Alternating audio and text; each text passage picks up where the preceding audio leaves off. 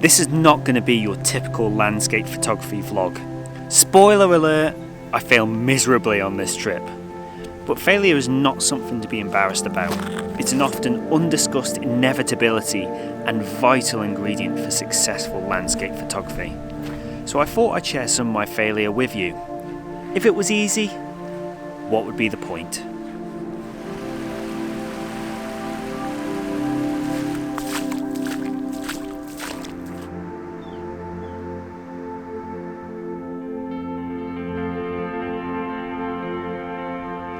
This evening I'm on the west coast of the Isle of Man and my objective is to get some nice sunset images, but I'm feeling a little bit pessimistic at the moment.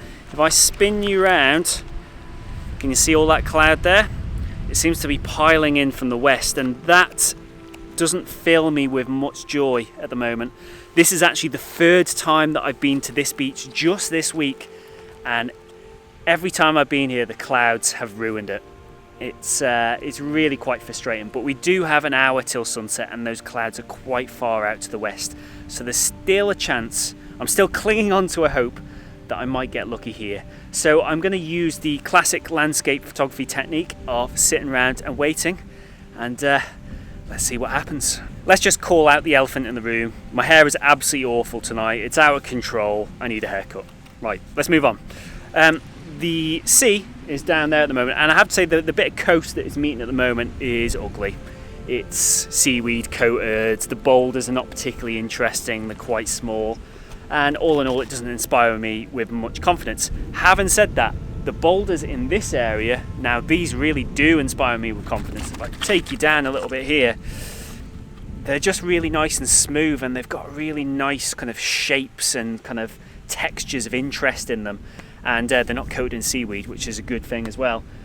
What I am hoping for is that within the hour that I'm going to be here until sunset, that the sea can rise from there to about here, because I think if I can get the sea lapping round these boulders here with the setting sun behind, I think there's an awful lot of potential there. But it's going to be touch and go because I'm probably about a metre above sea level here. So I've checked the tide timetable and it's going to be very, very close. So yeah, we'll just have to wait and see.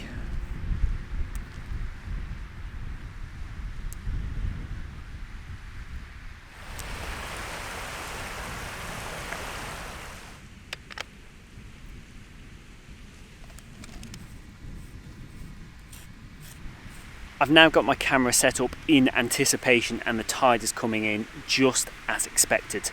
The big question mark now is, if I spin you around, that cloud behind me, it's starting to really drown the sun out here. So this is either going to go one or two ways.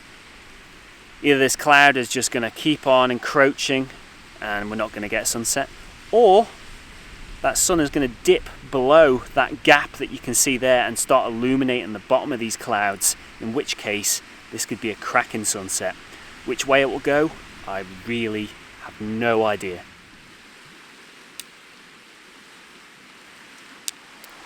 It looks like the weather gods have been unkind to me again. I think the chances of getting a nice sunset are now about 0%, so that's a bit frustrating. It's a bit of a bitter blow coming here for 3 evenings within the same week and to fail every single time. But if there's anything I've learned over the years that I've been doing landscape photography, is you have to get used to failure because it's a regular occurrence.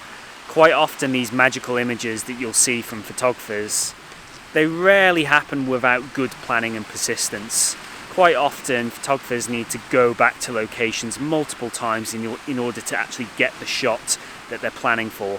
And I think that's no different here. I'm just going to have to come back again and see if I can finally secure it.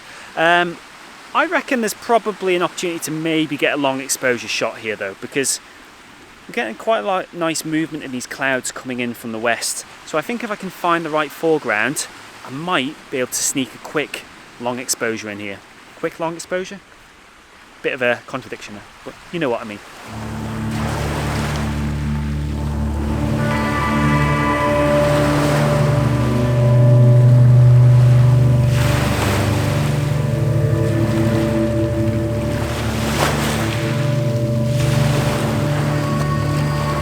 So I ran down the beach as fast as I possibly could to try and reach this pipe behind me. It's fantastic for long exposures, and I have shot it before. I just love the way it kind of reaches out to infinity almost as it goes out into the sea. But the wind has totally dropped off. The clouds have basically ground to a halt. They're not moving anywhere near as much as they were maybe 15 or 20 minutes ago. And the light levels have really dropped off now, to the point that my enthusiasm for this shot behind me has evaporated. So even though I've got my camera set up here, and in theory I could get the shot, I don't think I want to get the shot. I think the shot here deserves better than this, and there's no point just taking a shot for the sake of it. If I'm not feeling it, I'm not feeling it. So I'm going to make the rather irregular decision, particularly for YouTube vloggers, where I'm not going to take an image today. It just hasn't worked out, and I'm just going to take it on the chin, accept it, and head home. So I failed, and I'm not embarrassed to admit that at all. I think there's an increasing thing in photography, and probably the world in general, where people are maybe embarrassed to admit failure, but I don't think that's healthy. I think you've just got to take it on the chin when things don't go your way, and they just didn't go my way tonight. The sunset didn't materialise, and then the long exposure, it just felt forced. And I think when an image feels forced, it's never going to be great. So I just decided not to take one, and I'm actually glad I didn't.